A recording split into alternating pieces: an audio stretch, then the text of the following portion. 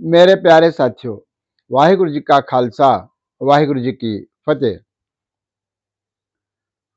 गुरुमुख प्यारियों, आज हम धन धन साहिब श्री गुरु अर्जन देव जी महाराज की पावन बाणी श्री सुखमनी साहिब जी के 13वीं अष्टपदी के 7वीं पौड़ी की विचार करेंगे।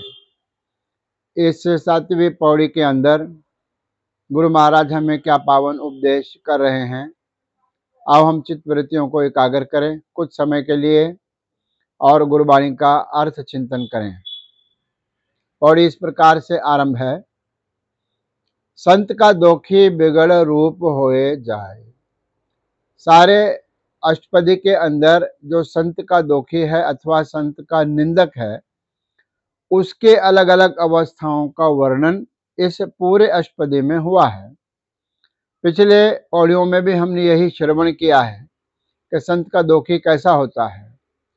आज के पौड़ी के अंदर गुरुदेव जी महाराज और स्पष्ट करके हमें समझा रहे हैं कि संत का दोखी का अर्थ है संत का जो निंदक है, संत की निंदा करने वाला जो मनुष्य है, बिगड़ रूप होए जाए।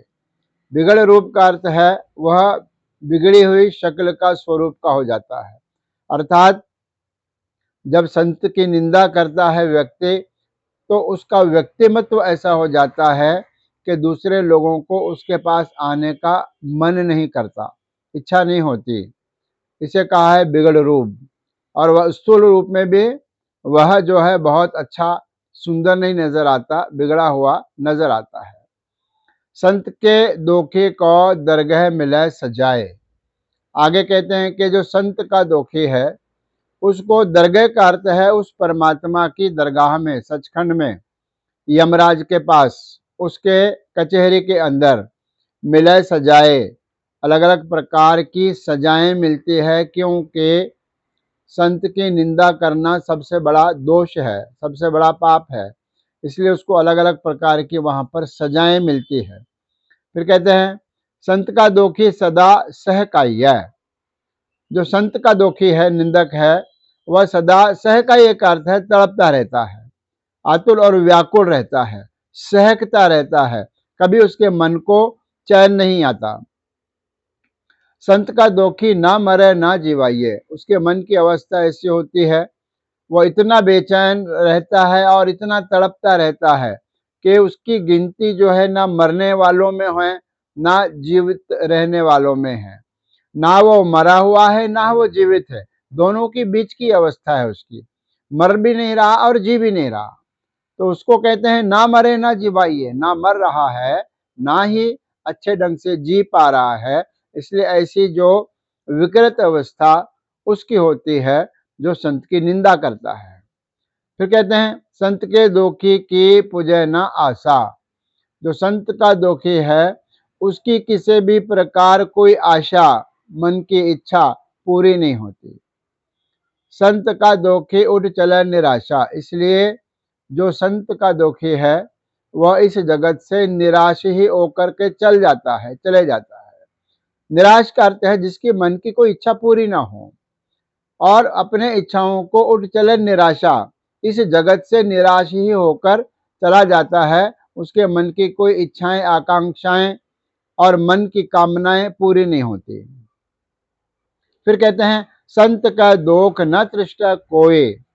जो संत का दोखी है, संत पर दोष लगाने वाला है, उसको तृष्ट का अर्थ है वह किसी भी प्रकार से तृप्त नहीं होता, रजता नहीं है। किसी भी प्रकार से वह अपने मन को संतुष्ट नहीं कर सकता जो संत का दोखी है, निंदक है। जैसा भाव है तैसा कोई होए। जिस प्रकार अपने मन की इच्छा होती है, भाव का अर्थ है जैसा भाना, जैसा अच्छा लगना। जिस प्रकार से व्यक्ति के मन की इच्छा होती है तैसा कोई होए, बाहर से भी वो वैसा ही हो जाता है।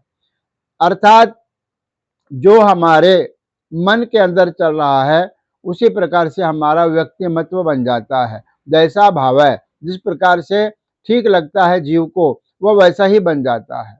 मन में अच्छे विचार आए तो जीव अच्छा बन जाएगा, मन में बुरे विचार आए तो जो जीव है वह बुरा बन जाता है। फिर कहते हैं पया किरत न मिटे कोय। जो किरत का अर्थ है पहले किए हुए कर्मों को द्वारा आने वाला जो फल है वह किरत का फल है। किरत कर्म के विछड़े किए हुए कर्मों का जो फल है वो आने वाला जो है उससे किसी भी प्रकार से बचा नहीं जा सकता। अगर हम माड़े कर्म पहले कर चुके हैं तो उसके फल से हमें कोई नहीं बचा सकता। अगर अच्छे कर्म हमने पीछे किए होंगे तो उसका जो अच्छा फल है वह प्राप्त होने से भी हमें कोई रोक नहीं सकता। इसलिए जो किर्त है, जो किए हुए कर्म है, जो संचित कर्म है, उनका फल हमेशा आना ही आना है और वह हमें भुगतना ही भुगतना है। फिर कहते हैं नानक जाने सच्चा सोए। गुरु नानक देव जी महाराज के नाम की मोहर लगाकर पंचम पातशाह महाराज फरमान कर रहे हैं कि वह जो सच्चा है परमात्मा जाने, हर चीज को जानता है। जाने सच्चा सोए, वह सच्चा परमात्मा हर बात को, हर मनुष्य के मन की भावनाओं को वह आप जानता है, क्योंकि सारी कायनात उस परमात्मा ने बनाई है, जीवों को बनाया है। जब जीवों को बनाया है तो जीवों के मन की भी वह परमात्मा जानता है। इस प्रकार से बड़ी सुंदर विचार 7वीं पौड़ी में गुरु महाराज ने हमें बख्शिश की है। 8वीं पौड़ी में गुरु महाराज क्या उपदेश करते हैं इसके विचार हम परसों करेंगे। आज इतना ही।